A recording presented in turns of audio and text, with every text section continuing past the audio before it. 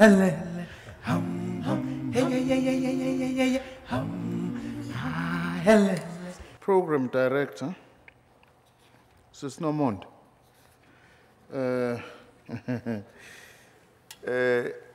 Chairperson of Council, Ms. Pumla Mganga, my sister from Pietermaritzburg, originally. And other members of Council, ladies and gentlemen and comrades, good evening.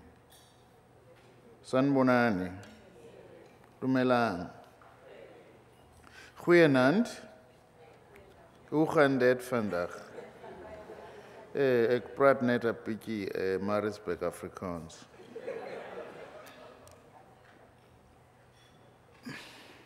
Thank you very much for inviting me to the launch of the Transformation Charter of the University of KwaZulu-Natal. This is a very special institution to myself because that's where I did all of my postgraduate studies. I'm very pleased really to be associated with this institution and on this important occasion to be launching the Transformation Charter. Allow me to take you back a bit to our Stakeholder Summit on Higher Education and Transformation, which we held at the Cape Peninsula University of Technology on the 22nd of April 2010. It feels like it was 5 years ago. You will recall that at the summit we acknowledged that we needed to move towards defining transformation broadly, beyond overcoming of racial divisions, important as these may be, but fundamentally to radically change our society, including our education and training system, so that it is able to contribute positively to that radical change. In order to fulfill that desire, the system itself should be designed and developed in such a way that it is able to address the desired radical change. The logic here is simple, and it is that we cannot seek to transform society if our own education system and institutions, which are critical in the transformation of the society, are not transformed. I must acknowledge the tremendous achievements your institution has made in the area of transformation, as some of them very eloquently outlined here by both the Chair of Council and the Acting Vice-Chancellor. The fact that 64% of the total students enrollment in 2012 are African, and 62% of graduates in 2011 were female, and 33% of academic leadership were female in 2011, is a very, very important achievement, which we must celebrate. UKZN has 48% of its permanent academic staff, and this is very important, having PhDs, compared to the national average of 33%. This is one of the key challenges we have as a country, to increase the number of PhDs in all our universities. It is evident that the higher the number of academics with PhD qualifications, the better the research and graduate output at that institution. It is encouraging that 47% of academic staff are female, compared to the sector average of 44%.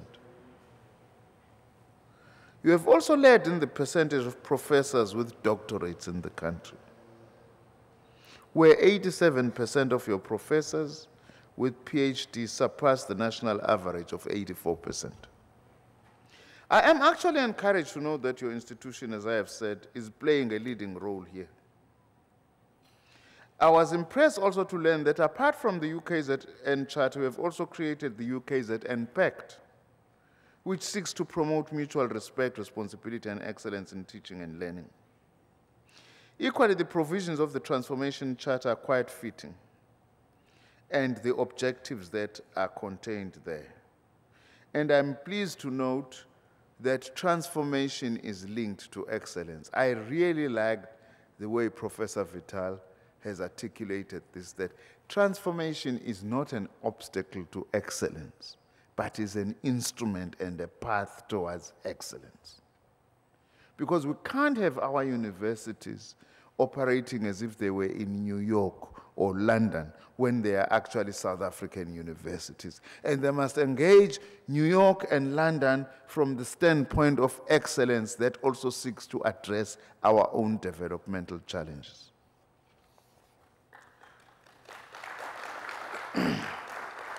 We all agree that the Charter becomes a yardstick by which all of us should abide. Allow me to posit that charters may be created, but without true commitment of members of staff and students at this university, this charter can become an empty policy and just a piece of paper. The Sudan report elaborates on the question of institutional culture as a major determinant of how an institution is transformed.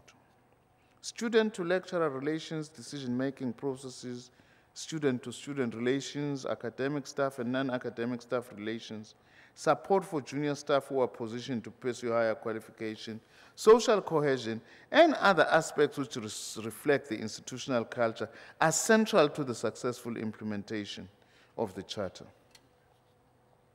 I also want to pose a challenge as we launch this Charter, Transformation Charter, which is a trailblazer. That yes, as universities, you have a right to critique what is wrong in society. But you also have a responsibility to provide solutions. I hope that this charter will become a living document and enable the institution to continue along this promising path. Siyanibongela kakhulu ngalomsebenzi wenu omuhle eniwenze kangaka. Yazini ukuthi mina kulomsebenzi engiwunikiwe ngizimisela ukuthi le ndlela ngihambe nani. Ngiyabonga kakhulu.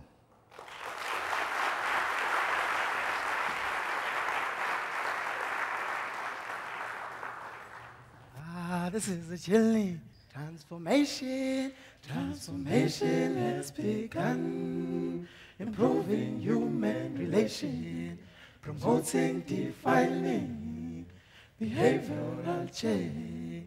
Transformation has begun.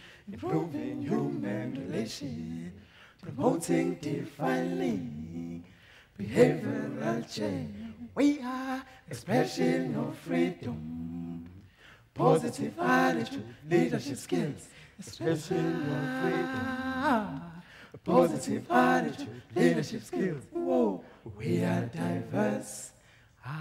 We are diverse. We are diverse. We are diverse. We